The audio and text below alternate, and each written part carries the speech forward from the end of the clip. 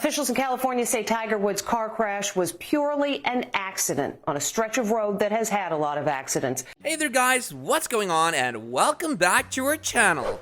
In Tuesday's wreck, Woods was cut from his car and sustained a broken leg and a smashed ankle. He will not face criminal charges as a result of the single car accident, according to police. The golfer and his family wish to thank well-wishers for the great love and updates they have gotten over the past few days, according to a tweet on Friday. So what followed after that? Stick with us to know the aftermath of the Tiger Woods incident. Tiger Woods was heading from Florida to Los Angeles, and if Thomas had been in town at the time, the two friends would have caught that night or later that weekend to catch up. This, however, wasn't a genuine dinner invitation. Woods was aware that Thomas had missed the cut and was making his way back to Florida. Woods couldn't pass up the opportunity to rub it in. Woods, 45, is almost 2 decades Thomas's senior. However, that is the position Woods has taken on the tour in recent years, an equal opportunity needler, part symbol, part older sibling, and that was an excellent one. What, on the other hand, may Thomas say? There will be another opportunity for him to take his shots and retaliate against Tiger. On the PGA Tour, it's often thought that there will be a next time between buddies, for a meal, a game of golf, or just to catch up. That was broken in a moment on the morning of February 23rd when Woods' car accelerated down a winding hill, crossed the median into oncoming traffic, rolled over numerous times, and collided head-on with the Rolling Hills Estate sign and then into a tree. Besides the front end of his car, his lower legs were crushed as well. The accident was heard by a friend who immediately dialed 911. Woods was found conscious, though in shock, by the first officer who arrived on the scene after the crash. He recognized his identity, but he had no idea what had happened. All that counted at the time was that a man was stuck inside a wrecked sedan. Not that he'd summoned to assist one of the all-time great golfers, Gonzalez said, "I've seen a lot of accidents. It's very fortunate that Mr. Woods was able to come out of this alive."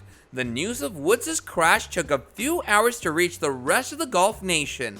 Woods has also been sent to Harbor-UCLA Medical Center, a level 1 trauma center 7.5 miles south, for treatment. Authorities would need weeks or even months to put together what caused the accident. It'll take a long time to figure out what this means for Woods' future. It's possible that no full solutions can ever be found.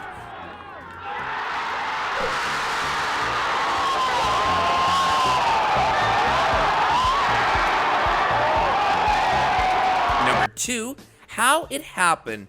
It's the PGA Tour stop nearest to Woods' boyhood home in Cypress, California, then known as the LA Open.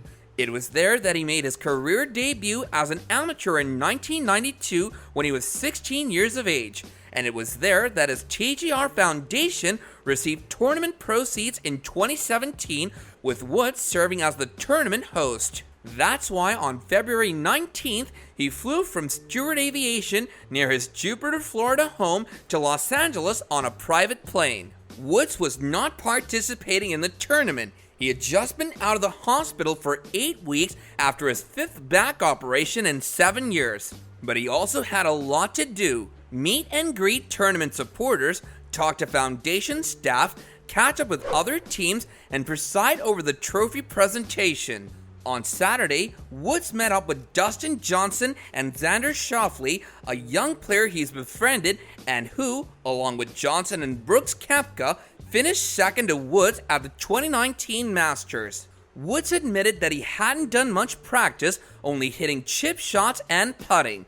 He was planning to increase his fitness level after an MRI on March 1st, which would have been 10 weeks after his back surgery. On Sunday, Woods presented the award to Max Homa, a Los Angeles native who had beaten Tony Finau in a sudden death playoff on the second hole. At the 2013 US Open, Woods and Homa met. Over the years, they were open and saw each other on a sporadic basis, but this time, Woods pulled Homa aside and complimented him on his ability to regroup and take the playoff despite missing a short birdie on 18. Woods' first public appearance since undergoing a microdiscectomy, a minimally invasive surgery to alleviate discomfort caused by a herniated disc in the back, was at the tournament. Woods had the surgery 3 times before, so he knew what to expect. A month of doing nothing to allow scar tissue to shape and retain the residual disc in place, followed by a gradual increase in core strengthening exercises to keep it in place in the long run. As Woods has found out the hard way, this is the kind of regeneration that cannot be rushed. In 2014, he returned to service just too soon in less than 3 months. Woods was determined to take it slower this time and listen to his body after 5 back surgeries and 5 knee surgeries.